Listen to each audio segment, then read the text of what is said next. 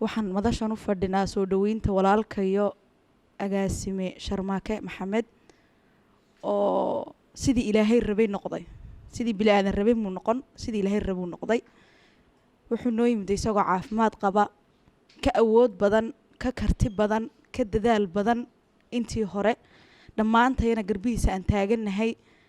alxamdulillah waxaan mar kale u mahad celinayaa ra'iisul wasaaraha dalka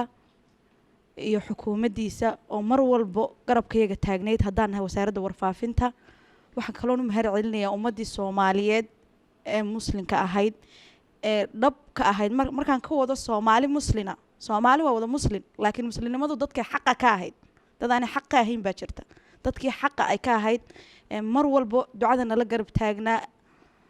sidoo kale waxaan taxsiidaynayaa walaalkay agaasime Cabdicasiis Afrika oo isagu kaliya naga dhuuntay aan dhiman dhamaantay intaan joogno wasaaradda ka u yar ilaa ka u weyn Afrika hawshiisii baan haynaa waxaan diyaar u nahay Afrika halkuu rabay inuu gaadho inaan kar dhabayno oon hadda gaadhno Sharmaake waxaan leeyahay mar labaad soo dhawow ku soo dhawow walaalaha ku soo dhawow wasaaraddaadii ku soo dhawow shaqadaadii dadaalkaagii baananu kaaga fadhinaa inta kuu dhiman Allah kuu booga dhayo